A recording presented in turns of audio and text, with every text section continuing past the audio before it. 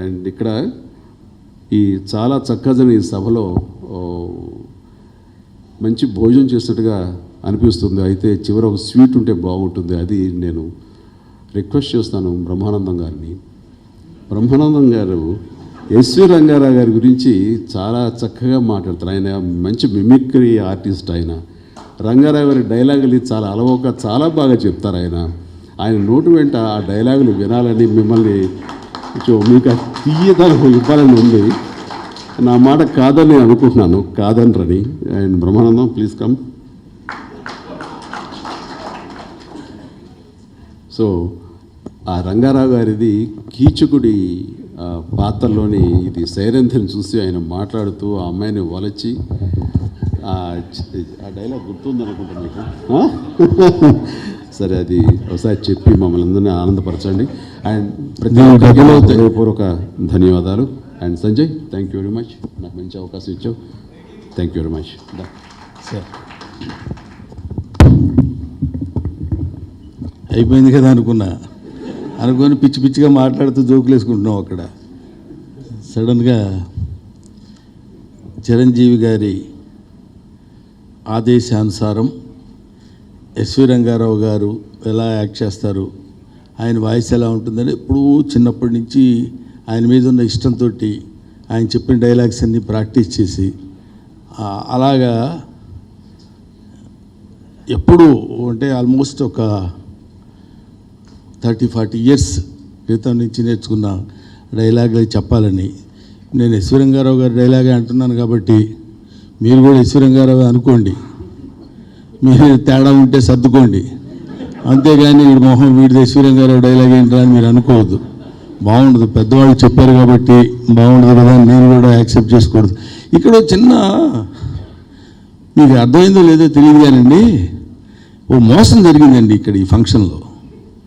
అక్కడ మీటింగ్ జరుగుతుందేమో అనిపిస్తుంది. సడన్గా అటు చూస్తే అక్కడ జనం, అక్కడ గొడవ, అక్కడ లైట్లు. ఏమండి మనం పట్టించుకోకుండా అటు నుంచి వాళ్ళు మాట్లాడేసుకోవడం అలా అనిపించింది. అవి మాయబజార్ లాగా. సరే, చిరంజీవి గారు ఇప్పుడే ఆయనతో కూర్చొని మాట్లాడుతూ ఎస్వి రంగారావు గారు సావిత్రి గారితో ఇందాక చెప్పాను చూడండి, సావిత్రి గారితో కూతురుగా చేశారు, సైరేంద్రగా చేసినప్పుడు ఆ కామంతో మాట్లాడే ఒక డైలాగ్ ఉంటుందండి. ఏం మాలిని, కించిత్ సర్వాలంకార భూషితమైన నిన్ను చూచిన నా మనసు ఊగి తూగి నీ ముందు మోకర్లేదా మాలిని? 5 భర్తలకు భార్యలు ఉన్నారు, 6వాడిగా నన్ను అంగీకరించలేవా, ఆనందపరచలేవా మాలిని రా అంటాడు. అది ముందు చాలా బాగా చెప్పే డైలాగ్ అని మనం అనుకుంటాం.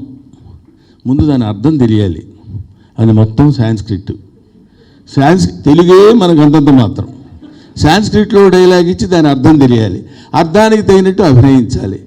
ఈ విషయంలోనే నాకంటే వయసులో చిన్నదైన రోజారమణి గారికి శిరస్సు ఉంచి నమస్కరించాలనిపిస్తుంది.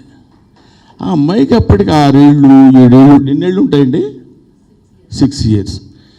6 ఇయర్స్కి పాటకి లిప్సింక్ ఇవ్వడం, దానికి అర్థం తెలుసుకుని చెప్పడం, ఇందుకలడందు లేడని సందేహం. ఇప్పటికీ పద్యానికి అర్థం తెలియని రోజుల్లో, ఆ రోజుల్లో ఇందాక చెప్తుంది, ఒక పర్వతం లాంటి మనిషి ఎదురుగా నిలబడి ఎక్కడైనా విష్ణు ఎక్కడరా అంటున్నప్పుడు అసలు జనరల్గా భయపడిపోయి కెవ్వు మనకి ఆగబెట్టి ఏడ్ చేసి పరిగెట్టాలి లెక్క ప్రకారం.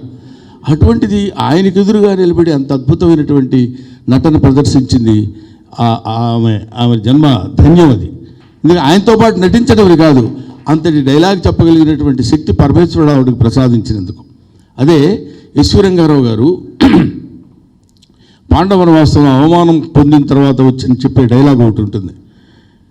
తను తాను అద్దంలో చూసుకుని, ఏం దురభిమాన దుర్యోధన, ఆ భూమిని భీషణ వాక్యాలు నీకు ప్రళయకాల మేఘ గర్జితములై నీ గుండెలను తొత్తునీళ్ళు చేయించున్నవి కదూ, ఆ యుధిష్ఠిర ఉపశమన బోధలు నీ వ్యధిత హృదయమునకు మరణాఘాతములైనవి కదూ, చతుస్సముద్ర వేలావలిత భరణి పట్టభద్రుడు కౌరవ సామ్రాజ్య సింహాసనాధీశ్వరుడు ఏమైనది అఖండ సామ్రాజ్య వైభవము ఎక్కడనే హంస దొరికా తల్పము వినిపింపవే సుప్రభాత గీతికలు ఆక్రోశించినది ఆ కౌంతీలు కాదు అవమాన సంక్షిప్త హృదయుడు నీవే అభాగ్యుడు సుయోధన నీవే అసమర్థుడు సుయోధన నీకు మరణమే మీరు thank you very much thank you sir